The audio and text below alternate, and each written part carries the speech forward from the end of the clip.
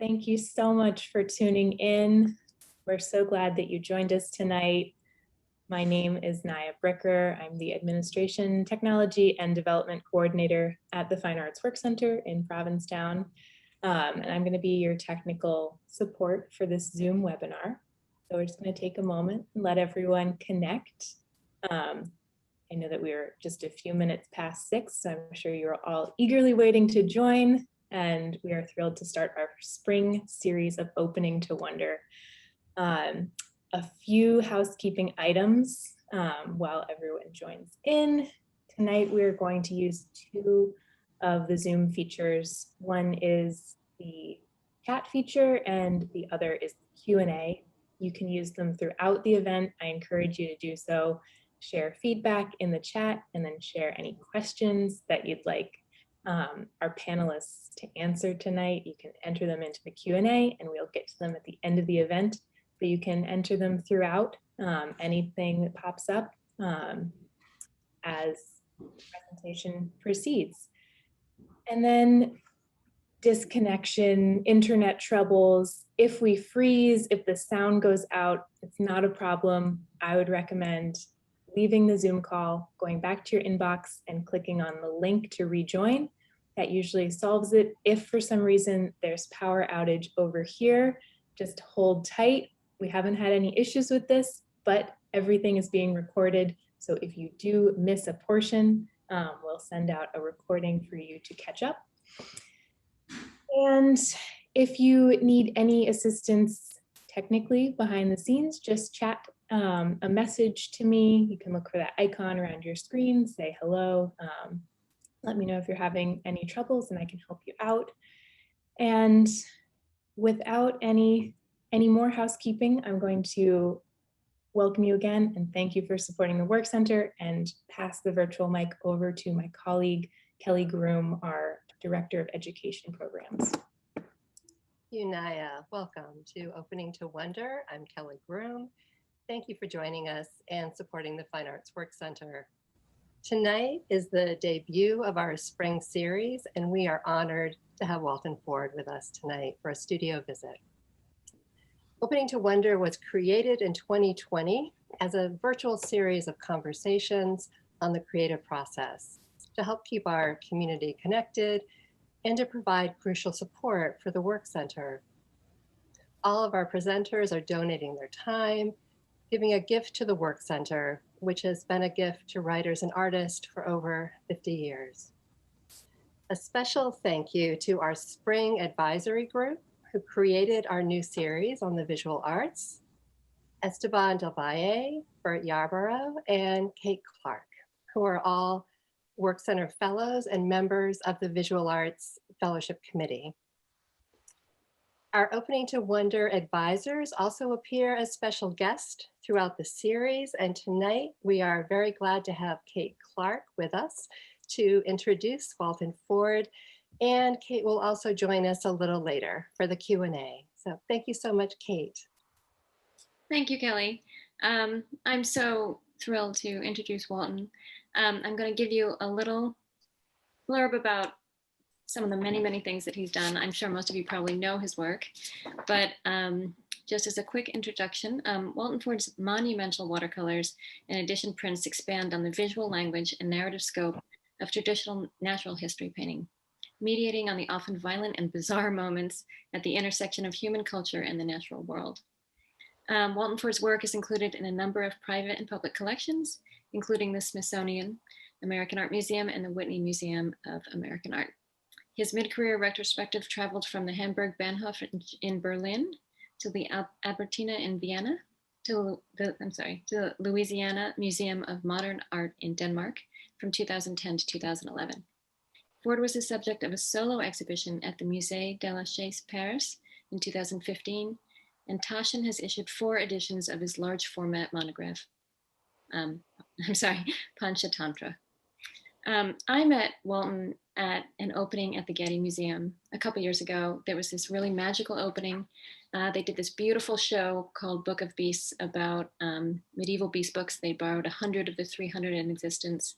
And it was this thorough, beautiful show that they ended with 5 contemporary artists, and they don't normally do that. So this was kind of a really unusual and really beautiful show. The 5 of us talked about the legacy of the beast in art, and it was this lovely opening, but the curators really had no idea what it was to work with contemporary artists. They didn't even realize we'd want to be at the opening. So that was this sort of hurdle. Didn't get in. Right. So at the opening, I met Walton. We had a good laugh about, you know, how strange the circumstances were, but it was really magical. It was really an amazing show. So great to be a part of it. And you were so humble and lovely and great to talk with. So it was a great way to meet. And so thank you so much for doing this. I'm really happy to introduce you. It's a pleasure. Is that it? That was good. Thank you. It was lovely there.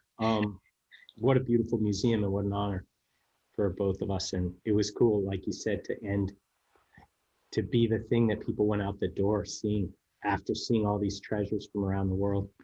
Getty's amazing. And watching the fires creep up on it is one of the terrors, one of the worst things ever. Like, it doesn't make any sense. These one-of-a-kind objects there, and I'm like, no. I know, but luckily it stayed safe.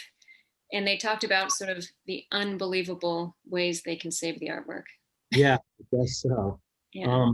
They need all their Hollywood stuff, special effects. So I'm not 100% sure. Should I have slides I could talk about? I have that. And also at some point, there isn't a lot in my studio to look at, but it's just fun to look around the studio anyway. I don't have a major work that I'm working on now, big epic work. I am working on some illustrations for a children's book that I've decided to do. I have a little side project that I'm really excited about. And I could show you some of that. I haven't even shown the people at Taschen yet. I've talked about it with them and they're all excited, but I haven't. But anyway, you guys could get a preview of that, I suppose. And but I guess we could start, what do you think, Rob, with looking at some pictures, right? Does that make sense? Yeah. And then do you think we'll do a Q&A? It sounds like we're going to do a Q&A. So that's really nice. I like to do that. Okay, here, we're going to go to a PowerPoint thing. Why not? All right, take your time. Okay, does everyone see? Is that working? Yes? Good. Thumbs up from the tech person. This was, I did a show out in California. We talked about the Getty a moment ago, and that painting that was at the Getty was actually in this exhibit as well. I had an opportunity to show at a gallery out in LA, Beverly Hills, and I wanted to make a show about California. I decided to do make a thematic. And I really liked the idea of if you were driving around in that amazing California landscape, and went to my exhibit, that you would see a continuation of that wild landscape in my paintings. And so that was part of it. So the way that I work in a most general way is that I do usually I get my ideas from things I read. I like doing research. I like to center my inspiration on historical research a lot of the times, because like the introduction, there is this idea of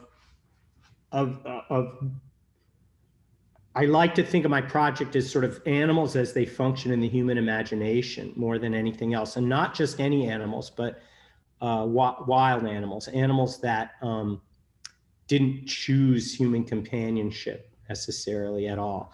Domestic animals, interestingly, if you really look into the history of domestic animals, we didn't tame them, we didn't choose them, they chose us as well. The animals that we have a relationship with in a domestic form, like pigs, for example, moved into human settlements to eat the refuse, and then we found uses for them as well. Dogs following the hunter-gatherers for scraps, and to participate in the hunt. Cats moving into our villages and settlements because there were rats, because there was agriculture, because there was grain. So every domestic animal that we interact with, there was a coming together. The wild animals, like this animal is a grizzly bear, a California grizzly bear. Many of them would have evolved in a world maybe even without human beings at all, predating our evolution. And when the rude shock of having to share the planet with this dreadfully destructive little primate was kind of the worst thing that happened to them, So I was very interested in the sort of cultural history of this relationship. And I didn't come to this in a scholarly way. I came to this because when I was a kid growing up, I was in the suburbs of Westchester, right outside of New York. I was going to find any little scrap of woods I could and go and catch snakes and bring them home and keep them in terrariums and feed them rats or whatever, or feed them mice or crickets or whatever, and then let the snakes go in the woods. And then the next week I'd bring home a turtle that I'd faced, snapping turtle that I'd taken, and my mom was one of these long-suffering, she's a single mom, and she'd come home and there'd be a snapping turtle in the bathtub, swimming around. And she's like, what the hell are you doing? And I'm feeding it goldfish, so this kind of thing was already there. I was like an amateur naturalist as a little kid growing up. And the first things I drew were animals and dinosaurs and monsters and, but definitely non-human creatures. So this, I think it's interesting. I often tell students when I go to art schools, if they're stuck, they don't know what they're doing. I was like, well, what did you draw when you were, obviously you were drawing when you were like 10 years old, because you're at art school, you're at Yale or at RISD. Like, what were you drawing when you were 10? Because, and they'd say, I was drawing race cars with flames coming out the back of the little boy. And I'm like, well, maybe that's what you need to be looking into, like what, and, the girls might say, I was, whatever she was drawing like, either sometimes they're gendered already because they're just being forced into that stuff. Like I was drawing clothes, and stuff like that, or fashion, but you could explore that and say, okay, then do the opposite or whatever. But something about what you were doing when you were 10 is going to help, I think, if you think about it. Because usually kids are usually quite, they have really good studio practice right off the bat. If you watch kids making sandcastles at the beach, they get really serious. If there's 3 of them, they're getting in arguments, they're getting like sunburned, they're like really freaking out about their ideas and getting very frantic about making sure that they get them executed. And yet they're like also so okay with the fact that when it's done, they kick it over or the waves come and take it away. So this way of working where you're completely free of results, but you're completely invested in the seriousness of play and this fact that when you play, you're really creative. But play isn't the same as fun. Play is work as well. So, and it when you watch someone play a sport at a really high, if you watch Serena Williams play tennis, it's like life or death, So anyhow, I came to this subject that way. That's why I make the work that I make, kind of. It was because it came out of this sort of urge when I was a kid. The 10-year-old me would really love to see this painting, I'm pretty sure. So this painting is all my work that you see is watercolor, gouache, and ink on paper. It's not oil on canvas. There's no canvas involved at all. They're like, and the reason I work in that medium is that has traditionally been a sort of natural history medium. It was the first way that I painted birds and animals when I was a little kid. And it was the way that Audubon painted birds and animals when he painted them. And it was the way that Dürer painted the rabbit or the tuft of grass or the roller's wing when he started painting natural history subjects from life in 1515 and stuff. So basically, this is a very long Western tradition of how do you paint the natural world. Using watercolor is rapid, it's portable, so it can go in the field with you if you are a field naturalist. And so it's a very responsive and very immediate way to respond to looking at something that might still be alive or that was a recently killed specimen. So the language of watercolor on paper was one that I always felt super comfortable with. It was one that I mastered quite young because I thought when I was a little kid, I was quite precocious artistically. And I imagined that I was going to be a sort of artist naturalist. I thought I would probably do like field guides or something, or nature art for National Geographic or something like that. I thought there'd be a place for me like in a museum of natural history, or that when I was in 6th grade, they said, where will you be in the year 2000 in our little yearbook? And I said I was going to be a ranger in a national park. And I thought that I would then be painting. I took it for granted that I'd be the artist ranger guy. I pictured already the sort of fire tower I was going to live in that you climbed up, had it all figured out. The sparrowhawk I would have as a pet. So anyway, I'll talk about this image. It's huge. This is 9 feet by 12 feet. I actually have watercolor laminated onto an aluminum panel at a special place, a workshop that place that makes museum exhibits that I know about in New Hampshire. And they get this handmade watercolor paper. We get it by the roll from England, and then they roll it out and in a vacuum seal it in a bag and laminate it to this aluminum panel, a long process. And then I get these huge panels with watercolor paper on them and I paint on them.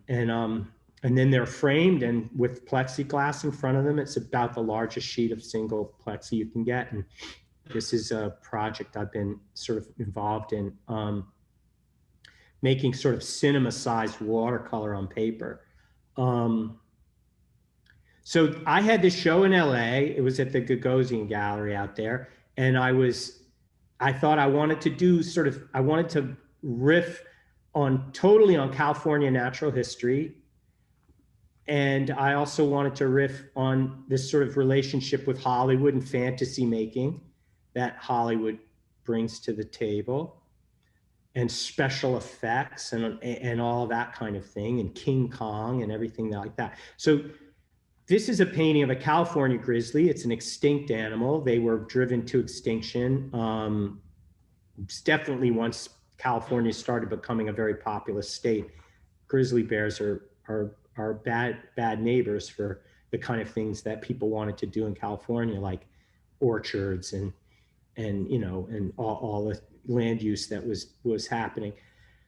But in the colonial era of California, when the missions were there, the missions economic engine was the hide trade, was the leather trade. They raised cattle not for meat or anything like that, but for leather. And so that was why you could have things like sort of longhorn type cattle that were very rangy and could eat desert material or whatever, and still all you were trying to do is get the leather off of them, get them to a point where you could kill them and skin them. They threw the carcasses into big ravines. They couldn't eat all the meat that they were producing to fund the mission project and the California colonial project, the Spanish colonial project there.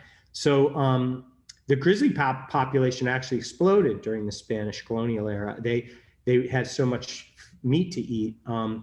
And then it gave rise to a blood sport that that the caballeros came up with, that the Spanish nobles came up with, of roping grizzly bear from horseback as a sort of crazy blood sport. So, and slowly but surely they chipped away at this overpopulation of grizzlies until there were no more. So I wanted to make a painting about a sort of baleful mother spirit. This is the ultimate mother of all bears, La Madre. She's King Kong sized. If you realize the scale of this painting, you know, it's 9 feet high, 12 feet wide. Her head is like this massive 10-foot wide. If she stood up, she'd be like 25, 30 feet tall. You know, it's a gigantic grizzly bear that makes no sense. Again, a Hollywood trope, like Mighty Joe Young or King Kong. And she's coming out of this cave as this sort of baleful spirit. And in the background, the mission with all the smoke rising from the sort of hide trade that they're encaging in, and they're on horseback roping a young grizzly. And she's coming out, and then the carcasses of all the discarded skeletons are scattered around that the grizzlies have been feasting on. And I used this sort of Technicolor sort of travel poster palette for you know, visit Golden, California.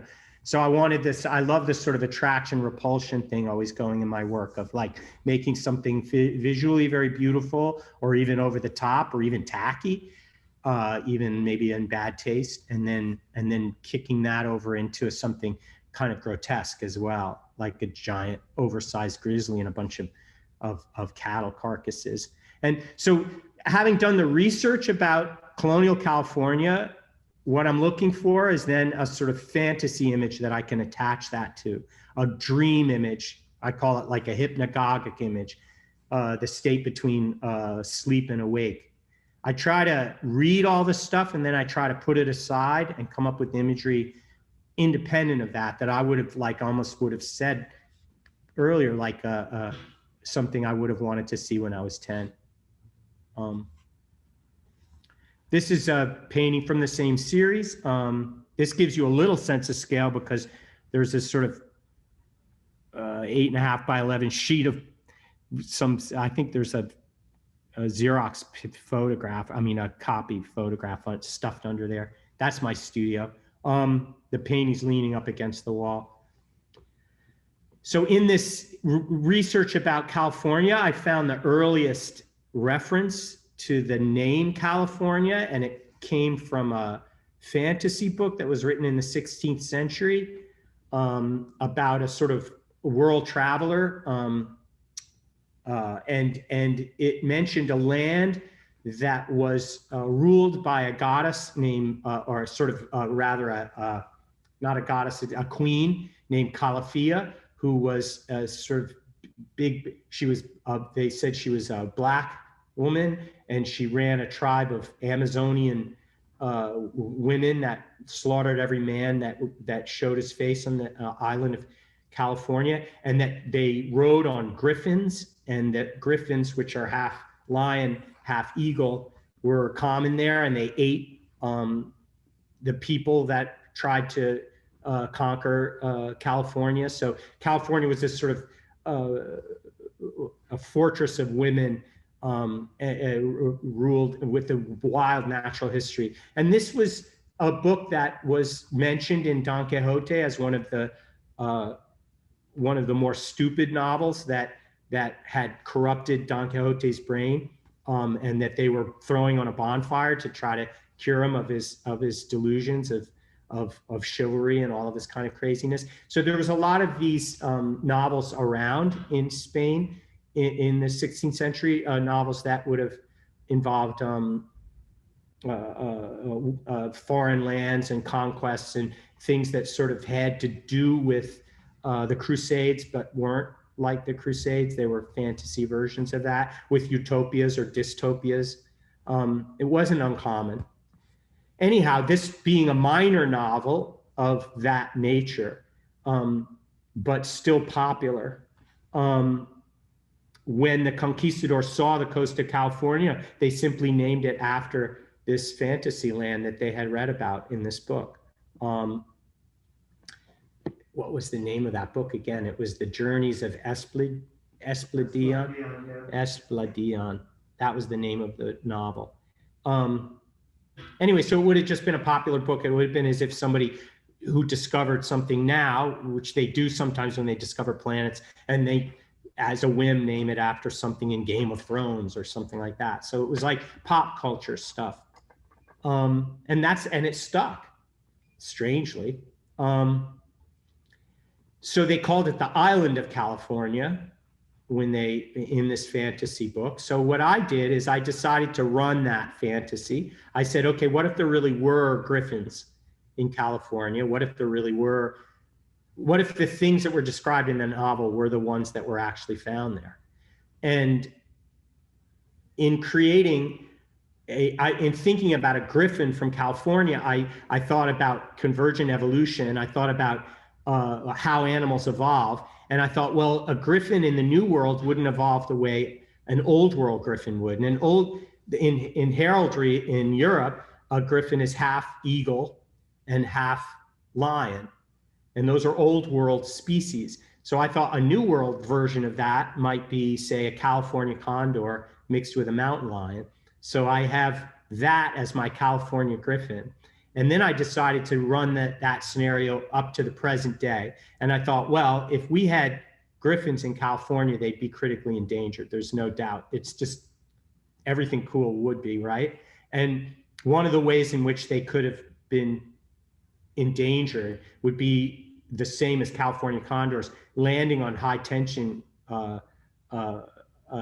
electrical wires and being electrocuted. So I have this one about to land. There's one in the background that's going up. Zoom! It's landed on the tower and is blown up. So that's one of the ways. And there's another that's flying in the sort of background of this image as well, up to the left.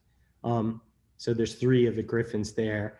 And this is in 1938, after the rural electrification of California was underway as part of the New Deal. So I have like California history all condensed, even history that isn't real. So the last 2 images were how I do my historical research and then come up with the fantasy image and then run that fantasy image to its kind of craziest extent until I have a painting that I think is visually interesting and arresting and unlikely and bizarre. And that can be so fun. Like, that's one way that I work. Another way that I work is that I'll do a bit of reading.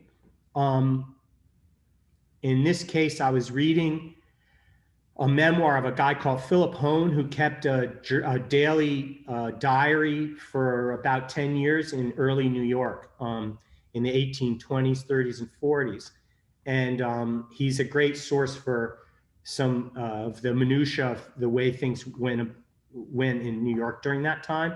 But he's not a very good writer, and it's not riveting prose or anything. But there are entries that are quite interesting. And one of the little entries that he had was that he said he went to the corner of around Prince Street and Broadway in downtown New York City, where the Dean and DeLuca used to be. But in Philip Hone's time, it was not like that. It would have been the northern reaches of the city at that point. He went there to look at a camel leopard or giraffe, which had just arrived, the first of its kind in the United States. And he paid tickets to see it. And he said it was one of 11 that had been put on a ship and sent from Africa, and only 2 had survived the journey. The rest had died and been thrown overboard. And but these 2 made it and were put on display in downtown New York in a sort of tent. And when I read that, I was like, that's amazing, you know? And then I went to the New York Public Library and I found actually a notice, a poster that advertised it with a very beautiful drawing of the giraffe with his, I believe it even showed the way that it was being led with a bridle. And I thought, I don't even have to come up with a fantasy image here. This is such a weird image already. And I thought, they unloaded this thing at the docks, and I found an old lithograph of the waterfront from the exact period of time we're talking about, with the kinds of ships that would have been docked there. So that's the background of this painting. And I thought, as soon as the giraffe got off the ship, it would have been all like, it had been on a journey, you know? I have it sort of, no, I'm gonna sit down. It's kind of like, I have dogs, and if you take them on a long car trip and you expect them to like jump right out and be, you know, sometimes they're a little, give me a minute, you know, I'm not cooperating right now, you know?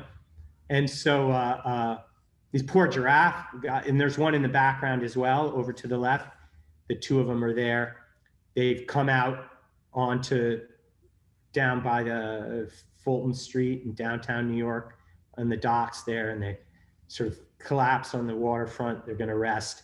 I figured they didn't move the giraffes until nightfall because they didn't want to give away their big profit that they were gonna have. If they brought the giraffes through the streets during the day, they would have had crowds of people seeing them for free, and they didn't want that. So I'm pretty sure they would have waited until nightfall and then snuck them over to Prince Street and put them in the tent where they were going to display them.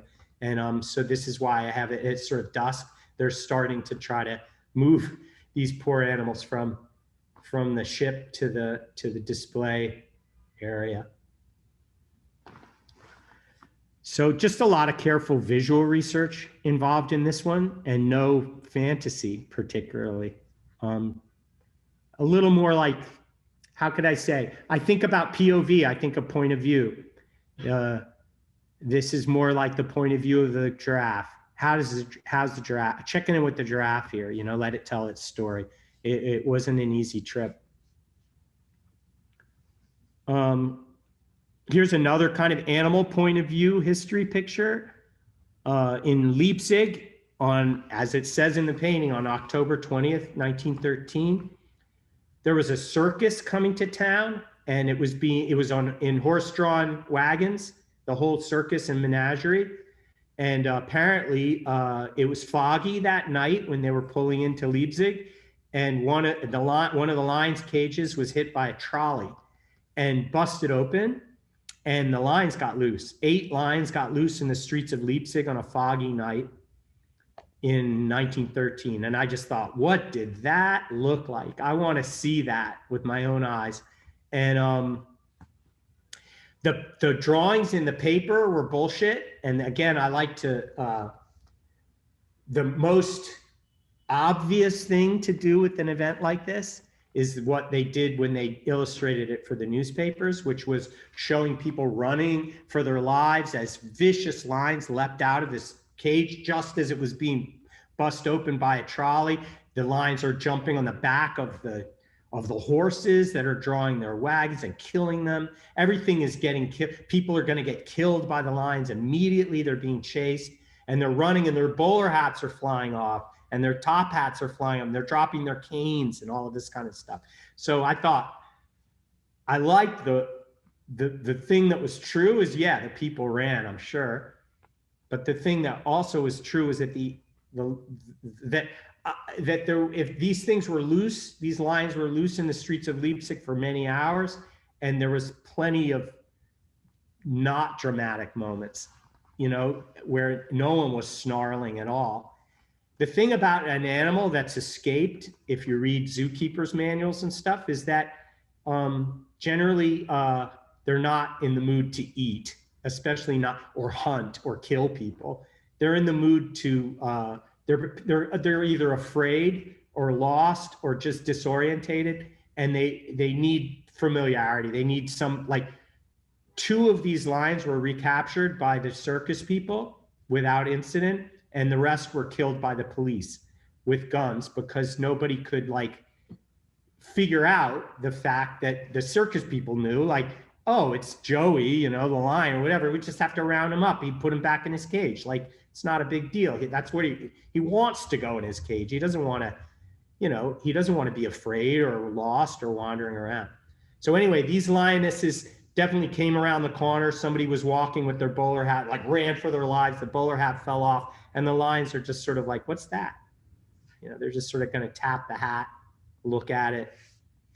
So I wanted to almost make deliberately not melodramatic pictures about a melodramatic moment in natural history, in unnatural, fucked up history. So the lionesses are just curious and, you know, frankly lost and probably a little worried. But they're, you know, they're just, they've finished their whatever they were running. Now it's just too foggy to run anymore, and they're just going to wander around until they're slaughtered. So here's a painting where I used a literary source that was maybe what you'd call autofiction nowadays. There's a book by Ernest Hemingway called The Green Hills of Africa, and he talks about his hunting experiences. And one of his hunting experiences was he had a moment where a sable antelope, which is this beautiful animal. This is another huge watercolor. It's 10 feet high by 5 feet wide, which is the 5 by 10, 5 feet by 10 foot size that was the same as this Leipzig painting. Now it's just this vertical version of that. I like it. I don't know why. I just like the format. Usually the animals I want to paint fit nicely inside of this frame. Ernest Hemingway talks about having one of these animals appear in front of him, a big trophy, perfect specimen of a sable antelope, this beautiful black and white animal with these huge horns. And he panics and he gets off a bad shot, and he doesn't shoot it through the heart like he wants to. He shoots it in the gut by mistake. He follows it for miles and miles and miles. He can't, he runs out of water. He can't find it. He has to go back empty-handed. He knows that he's killed this thing and left it for a horrible death. He feels guilty. He feels jealous of the other hunters because they have trophies with these horns that aren't as big as the sable antelope that got away. And he just goes into this whole spiel about his own, you know, self-pity and all of this, and self-contempt. Actually, he goes into a whole macho meltdown basically in the story. And so I created a fantasy out of that, where I thought all of the gut shot bulls, all of the bad shots in Africa, the wounded trophies that got away, that, like the elephant graveyard, which is a myth that was made up by white people, that all the elephants went to one place and died, and that if you could find the elephant graveyard, you would be a millionaire because you'd find all this ivory. There was this fantasy idea of the elephant graveyard. I thought of the graveyard of gut shot bulls, of a place where all of the bad shots, all of the great white hunters missed shots, they all went to die, these trophies. So you can see this whole hillside is covered with trophy horns that would be the biggest ones and the best ones. And this one's gone there to die like all the rest in this sort of hidden valley. It's a sort of memorial to the animals and also to this sort of stupidity of hunting for trophies.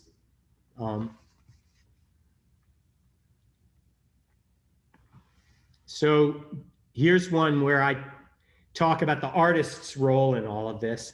I did this painting about Delacroix. Delacroix went to Africa, to Algeria and Morocco for about 3 months, I think, in about 1832, the early 1830s. And he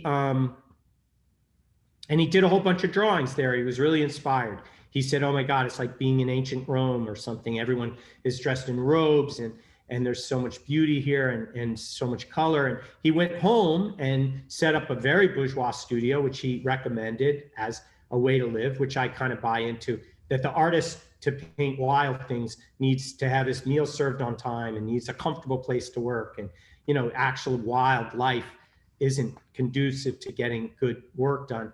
So anyway, he went back to France, set himself up in a very civilized environment, and then painted lion hunts and Moroccans with sword fights and doing, and horseback fights and all kinds of battles and exotic women dancing and all this kind of Orientalism. And he went back and painted all that stuff in Paris based on using these sketchbooks for the rest of his life, for this three months in as a tourist, and then go back and paint a whole body of work about it. So he painted many lions, and the lions that lived in Algeria, the chances are he didn't see them, but in person.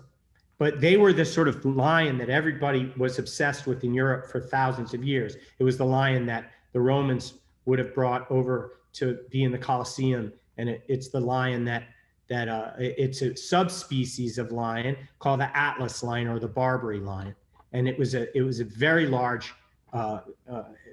heavily maned lion. The mane went all the way down the belly in the males, and it was the lion that all the artists painted and everybody was obsessed with. And like anything that a human being is obsessed with, or sort of too much fangirl action going the lion's way, it didn't go well for the lion. The lion's like, please leave me the fuck alone. Don't be obsessed. Don't make me into your metaphor, please.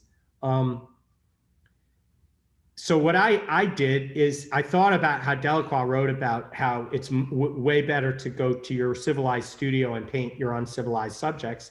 I had him do the opposite. I thought, what if he went out and tried to paint the Atlas lion or the Barbary lion from life? And he's going to go up into the mountains where they actually live and get close to one and try to paint it. And of course it ate him. And so this is the sort of lion getting its revenge on it being made into a cultural icon. It's like, no, I'm not a cultural icon. I'm an apex predator, and you're my next meal. So that's his. I've done the lion is feasting, and I got to paint Delacroix's sketchbook, and it's his little paint kit, his 19th century paint kit, and the little hat he's wearing. His umbrella that you could see his umbrella that he would have used to get the sun off of him while he was trying to paint this lion. And the female lions are getting, finishing off the last bits of Delacroix in the background.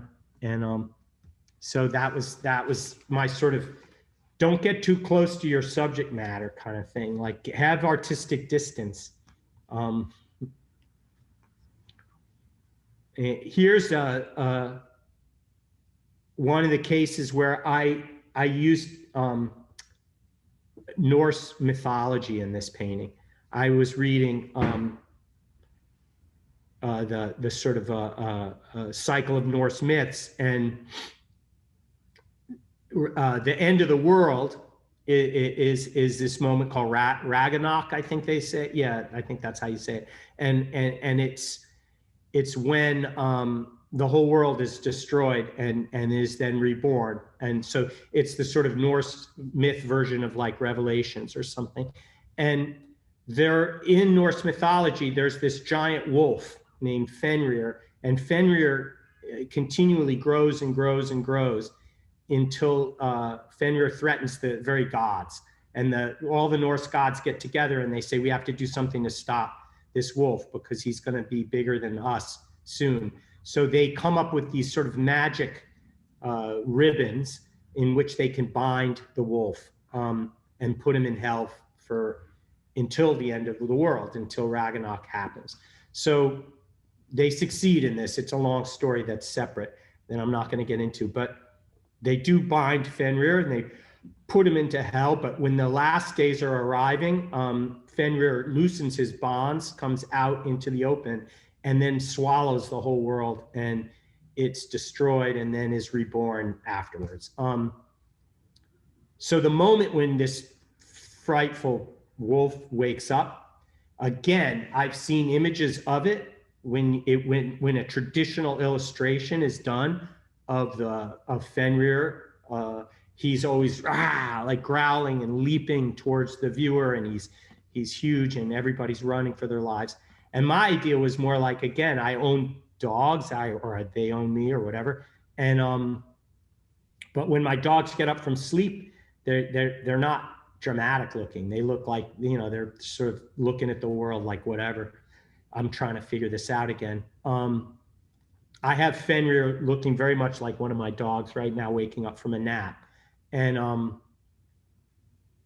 the ribbons which the gods bound on him are sort of trailing off of his legs. They're very faintly visible here. So that was my take on the, and I have a friend who speaks Icelandic, and she, I asked her if she would come up with a title for this painting. I showed her the painting, and she came up with a whole bunch of different terms, and she said, and here's the one that I don't think you're gonna like, but being Icelandic, I like this. She goes, when we talk about the end of the world, we talk about it as a new beginning as well, like this Ragnarok myth.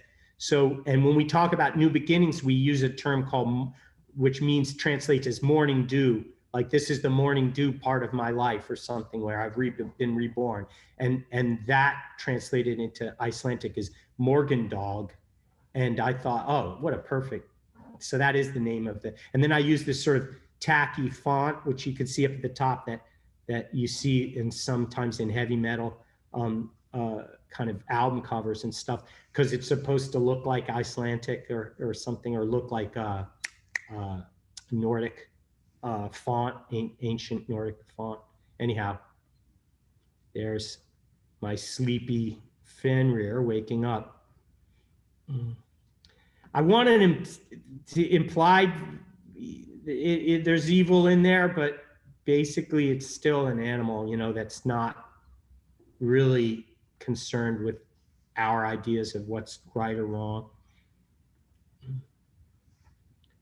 So this is a painting I just sort of made up the image of.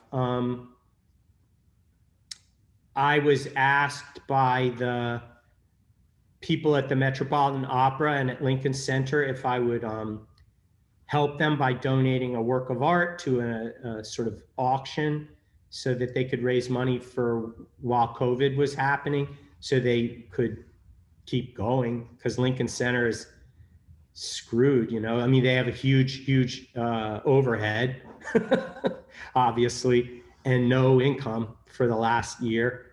So they were asking me for help, and a few other artists. So my first impulse was, I just wanted to paint swans for them. I was imagining coming into Lincoln Center, because they said they'd put it on whatever I gave them, they would give me a chance to show it in the grand staircase there. You walk into Lincoln Center and see it. And I thought, oh, these swans. But I came up with this image I thought of swan song, and the idea that when swans die, they're supposed to it's been a myth for a long time that when swans die, they sing beautifully right before their death. And that's what a swan song is.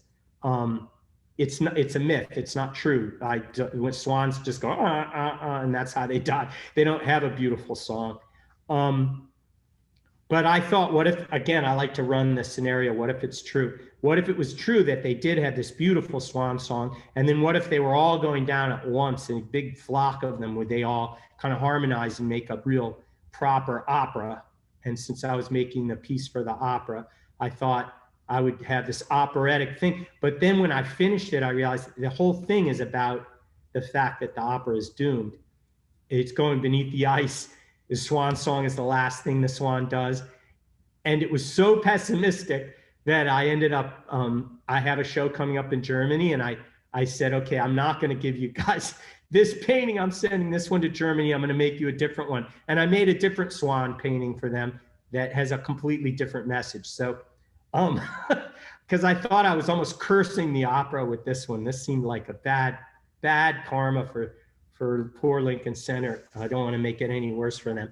Not to mention the sort of symbolism of sort of white Western culture, being a white swan sinking beneath the others, completely doomed, the canon and all this stuff that has to make room for diversity and ought to. And I thought, I don't want my painting to just sort of make it all worse, you know? I was trying to help. I didn't want to make anything more complicated. But I like the painting a lot. It'll be shown in Germany in June if all goes well. June 18th is when the opening is, if all goes well. Another painting that I did for the show coming up in Germany. You're getting to see paintings. Actually, the Morgan dog painting, this one and that one.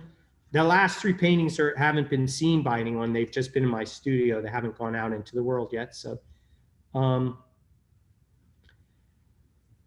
the painter Kokoschka in the 1920s, he went to the London Zoo and he painted the mandrill in the zoo, the baboon in the zoo.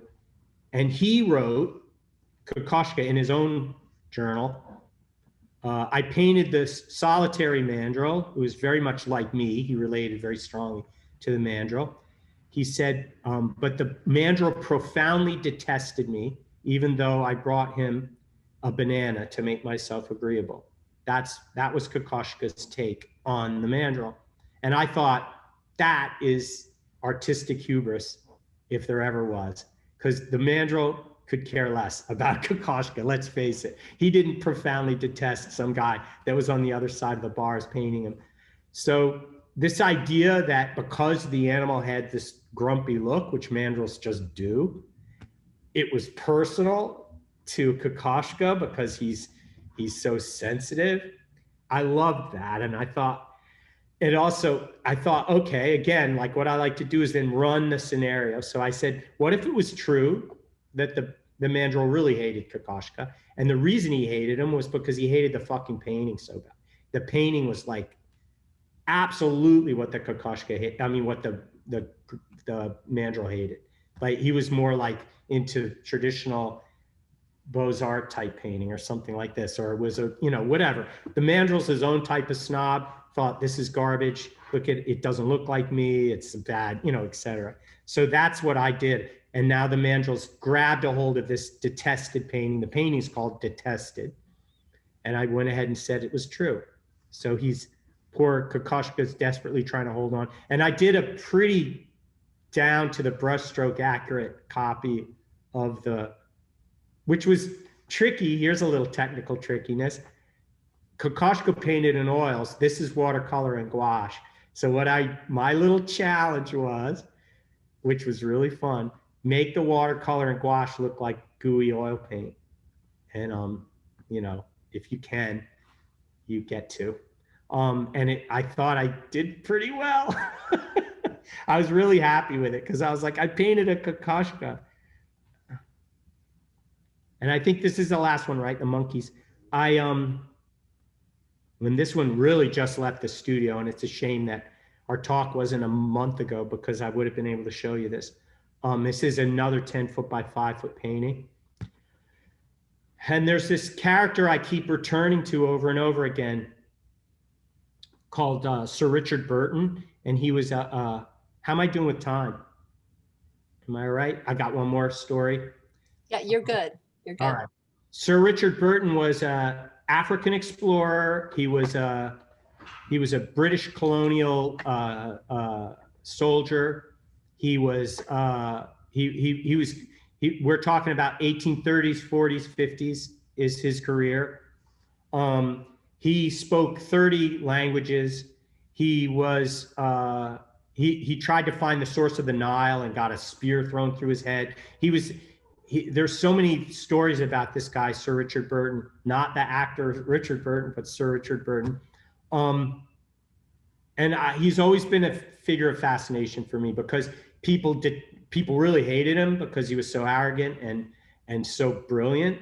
But he also had a lot of interesting qualities that imperialists don't have anymore, like intellectual curiosity, interest in the culture that he was conquering, you know what I mean? Like, if you were a British colonial actor, like he was, a spy for the British government, a soldier for the British government, and you were sent to a place like India, and you were Sir Richard Burton, you would learn to speak all the languages, all of the dialects.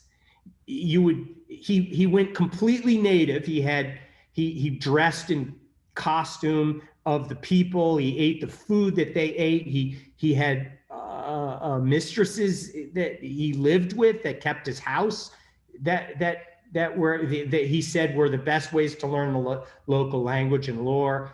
It's interesting that we would have, say, George W. Bush go into Iraq and probably not be able to find it on the fucking map.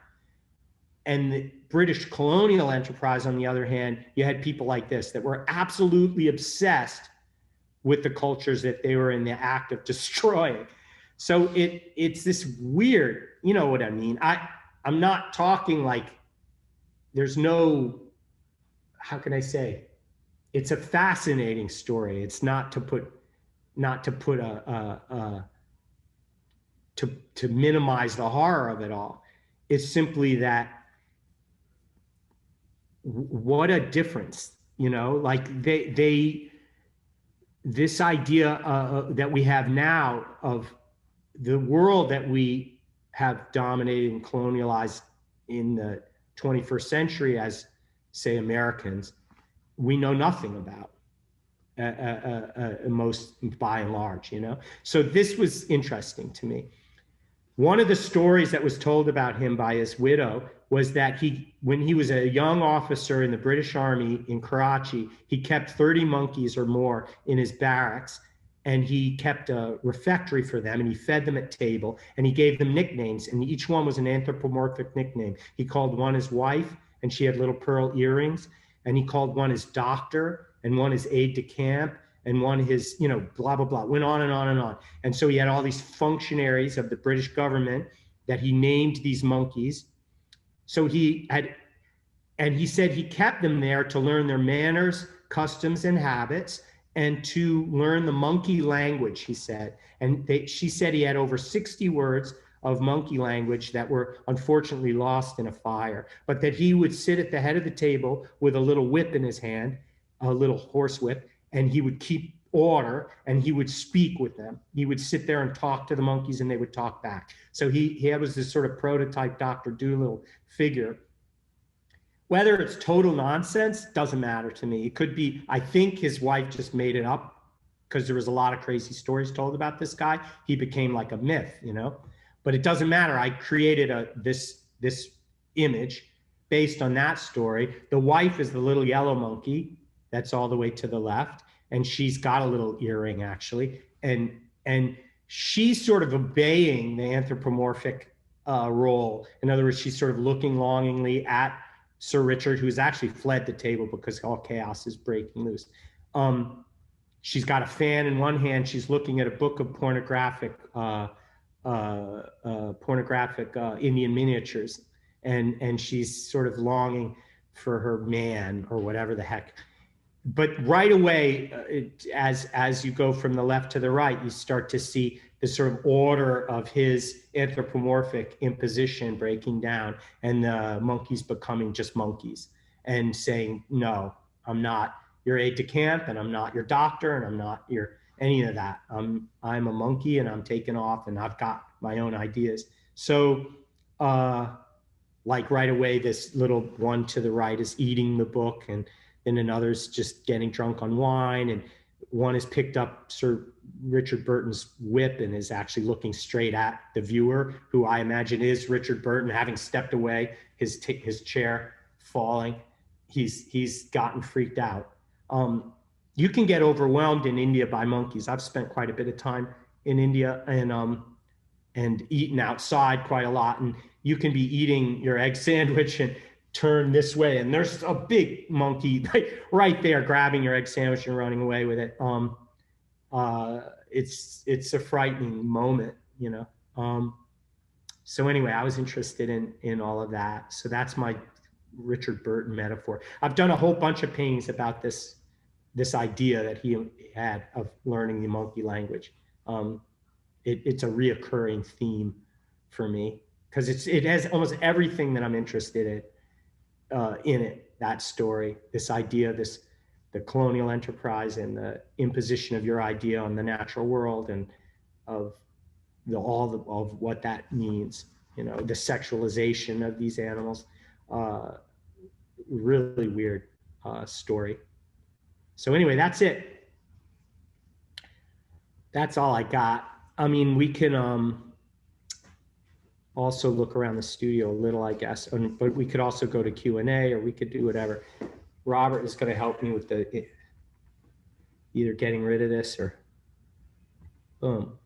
I guess that just puts it back on me. All right, that's that.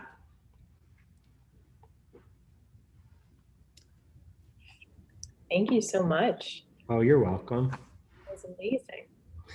It's a lot of chatter. I think imagine our audience loved it. I know that I did. So if we want to take a vote, I guess I would say tour the studio and let people write up their questions, and then we can do a Q&A. Perfect. All right, I think what I'm going to do is, Rob thought, aha, he just did it. He has his phone, and that way he can sort of walk around. So it's a mess. I don't keep an orderly studio, but he's just going to show you around. There's a lot of books involved, as you noticed in my chatter. You want to just show him the library first, and the sort of so that's all. Those are all art monographs, that whole bunch. And then in here is all natural history and travel and reference. And then show them the animal heads on the wall. I have plaster death masks, actually, that were done, most of them in France. At the zoo, they would, when an animal would die in the 19th century, they would take a death mask. There's a wolf. That was very helpful with the Fenrir. And then the shelf above, like up above, where all the long, there's just all kinds of beasts up there too. The animal sculptures, anatomical models. Well, and how long have you been in that studio? Oh, about 9 years. Is that about right, Rob? Maybe? Yeah, there's a little stuffed starling. There's just there's quite a few skulls. The gorilla skull right there, that's nice. There's a cheetah anatomical model, a horse anatomical model. A lot of helpful reference materials. There's King Kong. There's an eagle. Some of that eagle is, and some of the other bronzes are proper French animal bronzes by a guy called Bayre, B-A-Y-R-E,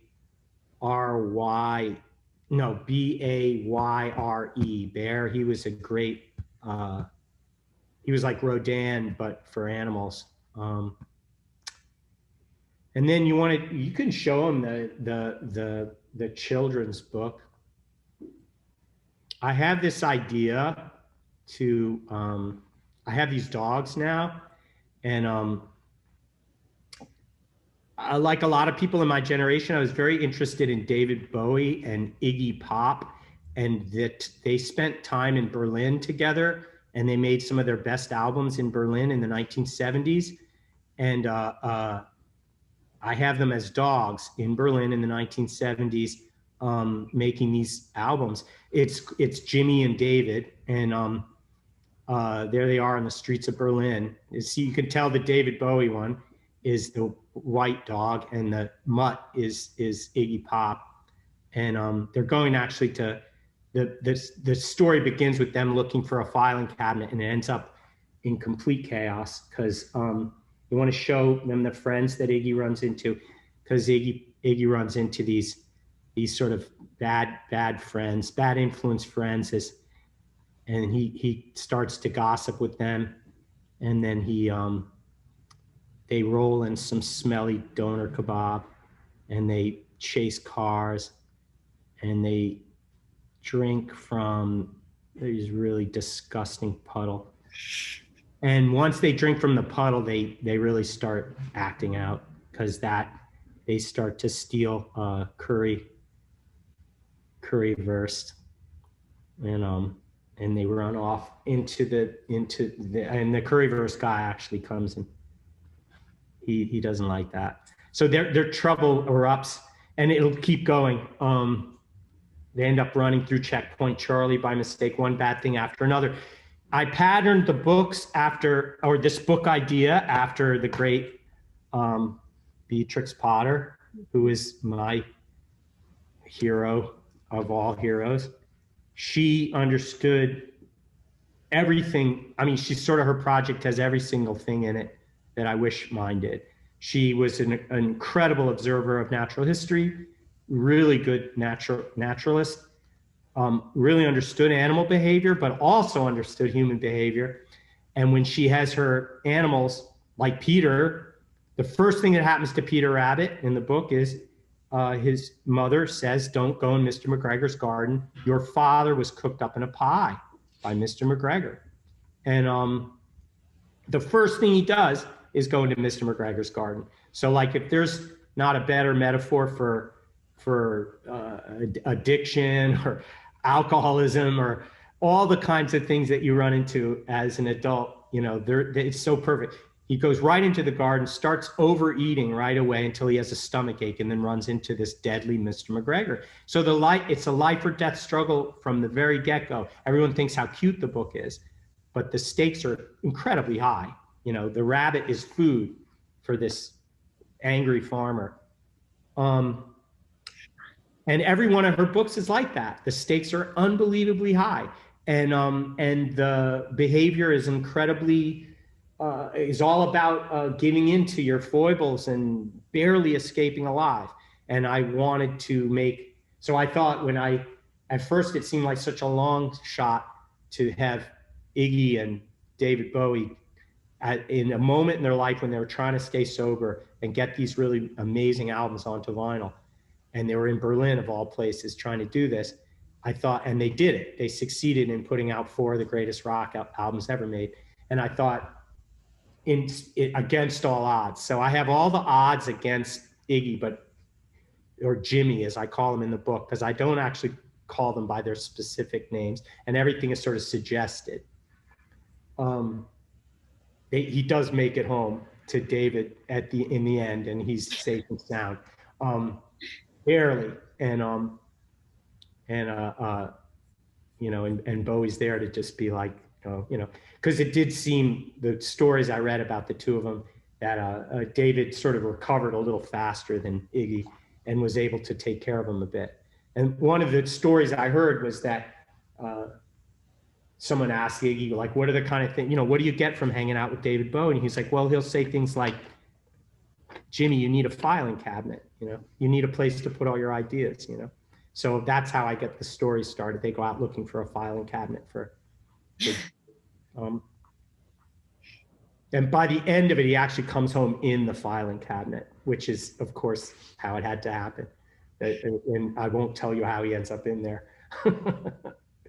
So anyway, Rob gave you the studio view. I don't know if there's much, there isn't, usually there's a 10-foot by 5-foot watercolor in there, but now there's just this cute, or sort of not so cute, kids book.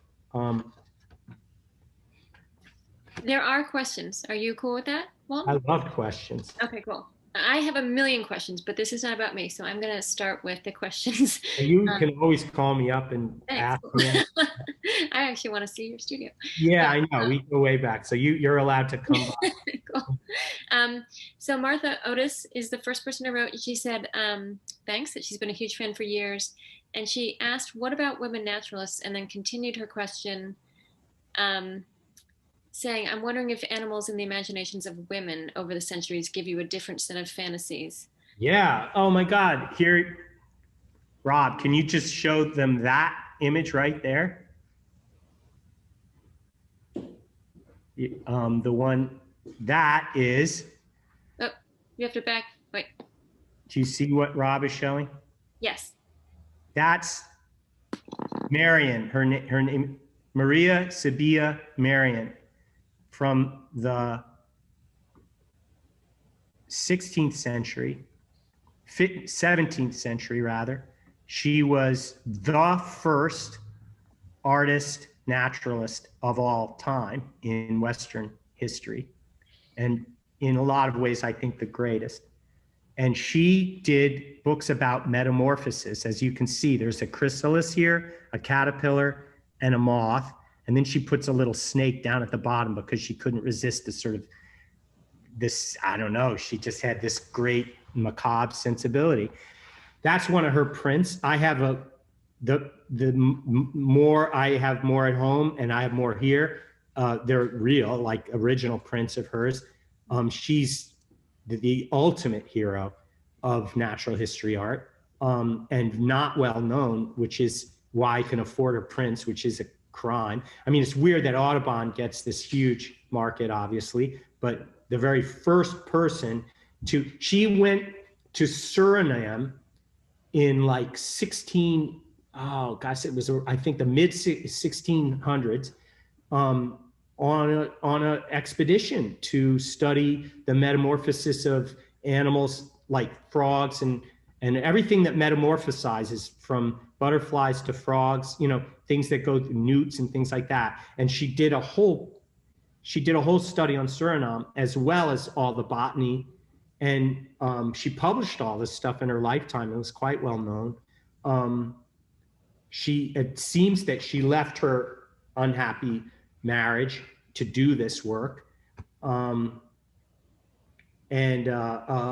got a picture of this sort of Elizabethan collar and the kind of clothes, like this insane getup, like her going through the jungle. Like, what the hell did she even wear when she was doing it? Did she wear that clothing like a conquistador, or did she figure out she had to do something different? Nobody knows enough about her to get a real handle on that. And there wasn't enough of her own writing left behind, or contemporaries writing about how she went about her business, which only allows for a lot of fantasy to sweep in. So the one biography that's written is one of those totally frustrating and infuriating ones that is about the life and times of, but never really specifically the person, because they say, well, it can be assumed that, you know, and that's all you can write. And it's like, damn, I want her book. And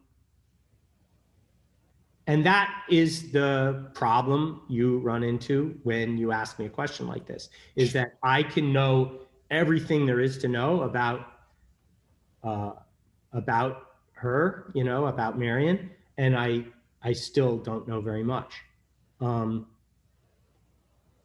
So there's her, and it was funny, probably when the person was typing the question, they didn't realize I was going to say that I'm actually making work that is directly inspired by her model. And all I'm doing is studying the structure of her stories, not only that, her technique, because I'm using brown ink pens to draw, and then I'm tinting those drawings exactly the way she would have done, and getting a result that's not nearly as lyrical and beautiful, but I like it. It's okay what I'm doing.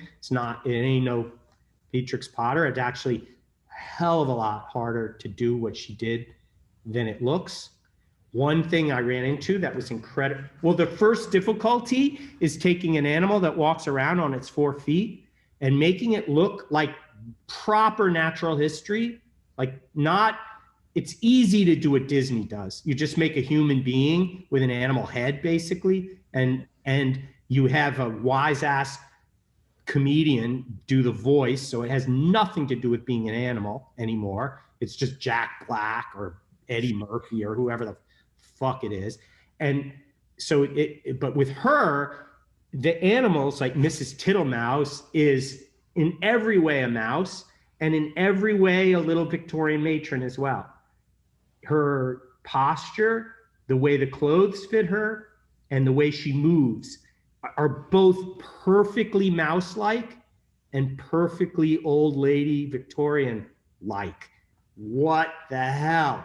And if you want to try it sometime, it's not that easy. It's not that easy. So I'm like, it took me a while to get Iggy and David to be look like Iggy Pop and David Bowie, but look like these dogs and look like they lived in the clothes that they were walking around in. Yeah. And so the more I did it, the more I realized the genius of this woman, and the subtlety of the sort of Victorian, like she explores things. There's a book called, that's not as well known by her, called The Pie in the Patty Pan. And it's a little dog and a little cat, and they have a tea party together. But the thing is, the little dog is disgusted by the idea that he's probably going to have to eat mouse when he goes to this cat's house, and she just doesn't want to do it. So she sneaks in and substitutes her pie for the pie that the little cat made, but they get switched out. Anyhow, the whole thing is this class struggle they have, because the cat will say, it's a very genteel dog, except that it does bolt its food like dogs do. So it sort of looks down its nose, you know, as a cat would at a dog. And then the dog is like, how disgusting that he eats mouse. So they have this built-in snobbery that's so endemic to like sort of Victorian England. They're very aware of where they position themselves as cats and dogs in the social order. It's incredibly subtle, like Henry James with little animals dressed up, or Edith Wharton. It's not a joke, her stuff, and the stakes are super high. So anyhow, I don't know if that answers your question, but yeah, bring on all the women. I could use all the help I could get, you know. I can't make anything about Marion because it's too overwhelming. It's like, I don't even know what to say about her. Eventually maybe I'll make art about her, but I'm intimidated because her accomplishment was so enormous that it's impossible to kind of like get your mind around. Like, what do I have to add? I think that's really fascinating, because in your discussion, you talk about what a 10-year-old boy would like. You can really see that in your work. So it's so interesting that you also have so many other avenues of people's minds that you're, completely relating to. There's a couple other questions, and we're really tight on time, so I'm just going to read this one. Can you talk more about the dark humor in your work, specifically the concept that in your work, wildlife is often subjected to human will, but clearly you have a love for wildlife as wild, which seems to be the part where the natural and inevitable action comes into play and introduces the humor of the colonial enterprise and its relationship to myth. Yeah, I mean, they almost answer my question. That's so good. It's like people who ask a question about something they really understand pretty well. All of that sounds right. The darkness comes right out of the subject matter, obviously. If you're going to make a study of animals living in the human imagination, as I've been able to define it, sort of, that's not a good place for them to be a lot of times.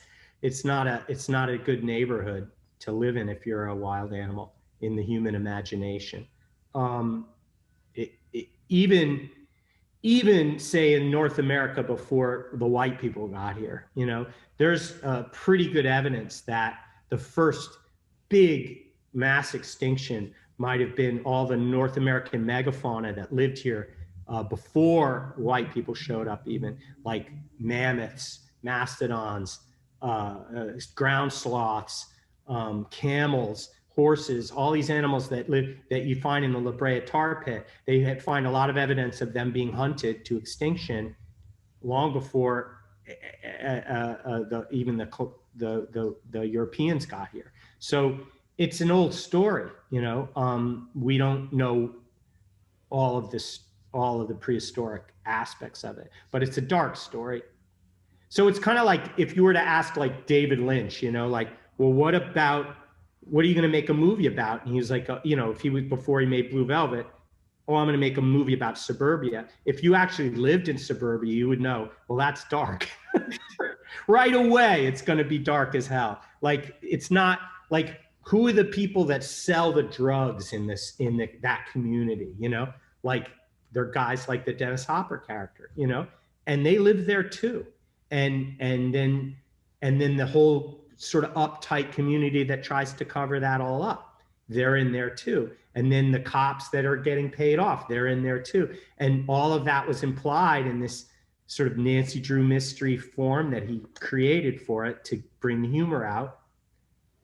To me, that's like, oh, what a great way to make art. You know, you pick the subject that people might think is anodyne and is not. Would you mind answering one quick question about? I'm not in a rush. You guys. Okay. So Vicky's asking if you work on your watercolors vertically, and I also want to ask, or flat, which I think, but how can you work on such a precious piece of paper?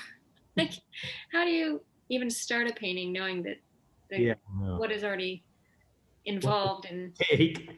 Yeah. I go. So I got courage to do this by studying my freshman year at Rhode Island School of Design. My senior year rather, at Rhode Island School of Design. I was lucky enough to go to their European program and see the frescoes in Italy of Giotto, in Assisi and in Padua, and then see all the Lorenzetti ones as well, and go to Siena and see that stuff. And you realize, like, okay, they painted on plaster as it was drying on the wall of a cathedral, and they had to finish the painting that they were working on at that moment while the plaster was still wet, the section that they had filled in, which was often massive. You can see the seams sometimes where they stopped, and the next day they did the next bit. The amount of pressure involved in that, what it took, I realized by really studying that, was it took planning. It meant that you needed really good drawings ahead of time, and you needed to not be making it up as you went along. You already figured out what you're going to do before you do it. You don't guess, that's all. And so it's not that different than, there's certain types of sculptural techniques that are similar to what I do as well. If you're carving marble, you can't chip the nose off. It's just done. Like, I chip the nose off, I'm done. There's no way to fix that. With clay, you put the nose back on, right? With oil paint, same thing. You get to change it the next day. But with a watercolor or a fresco or a woodcut or a marble sculpture, you're moving forward. You don't get to move back. You just have to move forward. And if you're just moving forward, you have to plan. And you're allowed to make little mistakes, but not big ones. And I can usually fix little mistakes, but so what I try to do is there aren't any mistakes by the time I start painting. It's like the drawing is perfect as far as I'm concerned. The colors I already have a small color study. I already know what I'm going to do. I'm going to put this, and then I just start layering it out. Second part of the question is, in the early parts of the watercolor, the sheet is on the ground and I mop it, and then I put in, and the drawing is on and then the drawing is on there, right? Is on the sheet of paper, perfectly figured out down to where the iris and the eyeball is and everything. And then I put in big washes with sometimes rubber gloves and a paper towel dipped in a solution of watercolor and water, just mop a big orange block in, or while it's on the floor, or a big blue one for this, you know what I mean? Big areas of color. Let that dry overnight, just go home and put it up on the wall, and then you start working detail in. So it's vertical when I'm actually kind of carving it.